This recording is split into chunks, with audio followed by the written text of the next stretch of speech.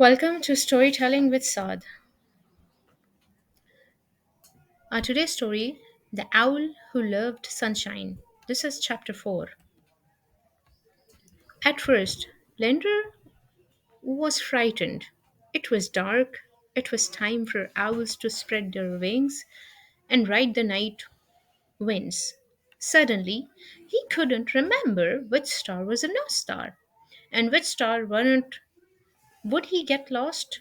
But the lender decided that since he was not a proper owl, he didn't have to fly through the night. He could find a new place to perch. He could simply stare straight ahead and forget about thinking deep thoughts. He could stare straight ahead and sleep. Lander found a tumble down shed near a deserted farm on the far side of the meadow. There was no comfortable that rack in the shed, but there was a rusty pitchfork that someone had stuck into the ground and then forgotten. Lander settled himself on the handle. In an instant, he was sound asleep. He slept without stirring until dawn. When he woke up, Lander was hungry. A few small animals were scampering about on the meadow, but Lander didn't want to swoop down on them, as an ordinary owl might have done. He felt that they were his friends and that friends didn't eat one another. There were sunflowers growing near his shed, and he made his breakfast off on sunflowers seeds.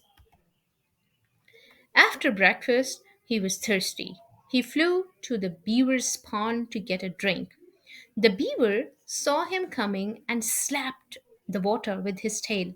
All the frogs who lived in the pond stopped diving and splashing and hid under the lily pads. The beaver dived too, straight to the underwater entrance to his lodge. Lander would have liked to have said good morning to the beaver and chatted with the lively frogs. He sighed and had his drink. Then he flew up to the oak tree and sat and watched. Soon the rabbits came out with their hoes and their spades and began to tend their garden patches. The raccoon came down to the edge of the stream with their lines and their nets and set about fishing. The squirrels and the chipmunks and the meadow mice ran back and forth with baskets and barrows and carts and gathered nuts and seeds. Then the stout old badger, who taught in the whole hollow log school, rang the bell. From every corner of the meadow, young animals came running. The last to arrive at the school was a very small meadow mouse. Her hair ribbon was crooked, and she was trying to swallow the remains of an acorn muffin as she came. Late again, Millicent, said the badger. Millicent tried to say that she was sorry, but her mouth was full of crumbs. Come, come, finish your muffin, ordered the badger.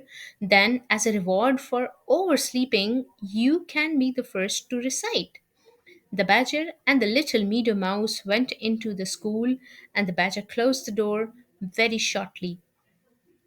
Later could hear the meadow mouse attempting to recite The Owl and the Pussy Cat. Millicent didn't really know the poem. She began bravely enough with The Owl and the Pussy Cat went to sea. That is as far as she got. The owl and the pussycat went to sea, said the small meadow mouse again. Millicent, we know that, said the stern badger. We want you to tell us what they want to see in. There was a silence in the schoolhouse. Millicent, you didn't study, said the badger. Poor child, said Lander to himself. He knew what it was to be scolded one older. I'll help her along, he decided, and he flew to perch on the roof of the schoolhouse. The owl and the pussycat he called down the chimney. Then he began to recite in a low, hooting voice The owl and the pussycat went to sea in a beautiful pea green boat. What? What? The schoolroom door opened and the badger came lumbering out. What's that? Who's there? Shouted the badger. Who? Said Lander. It's me, Lander. That's who? The badger looked up. An owl? He shouted. An owl! There's an owl on the roof.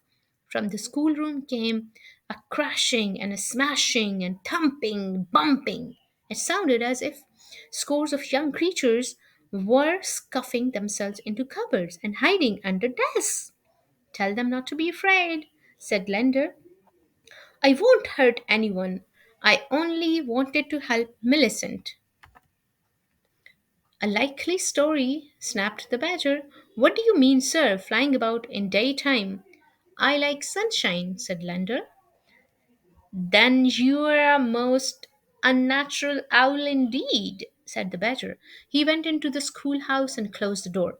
Then he leaned from a window and shouted, Ow! Ow! Take cover! The squirrels and the chipmunks and the meadow mice who were out on the meadow left their barrows and their baskets and their carts and hid in the tall grass. The rabbits dropped their hoes and spade and dodged into their front doors. Even a garter snake, who had been zigzagging lazily across the meadow, raced to hide under the bramble bush. Lander was alone, sitting atop the schoolhouse. Oh dear, said Lander.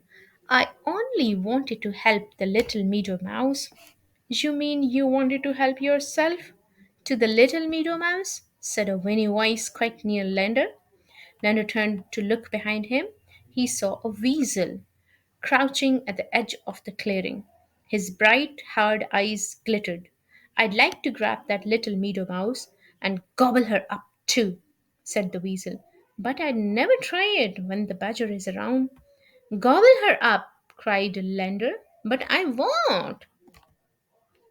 You certainly won't if you keep spouting poetry down the schoolhouse chimney, said the weasel. Do what I do.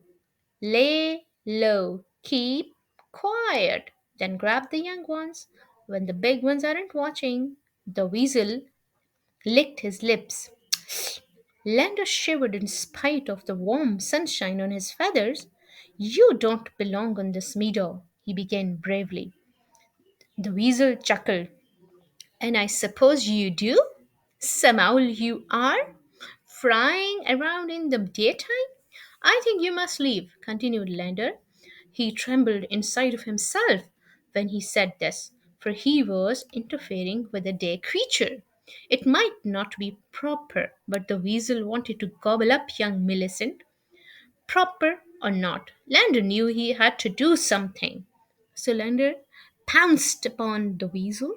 He seized him and carried him far, far away into the mountains that overlooked the meadow. The Lander found a deep, dark cave. He put the weasel down inside the cave. Then he flew back to the meadow and sat in his favorite oak tree. I might not be a proper owl, Lander told himself, but I have helped my friends. I have removed the weasel. Like, share, and subscribe our channel. Thank you.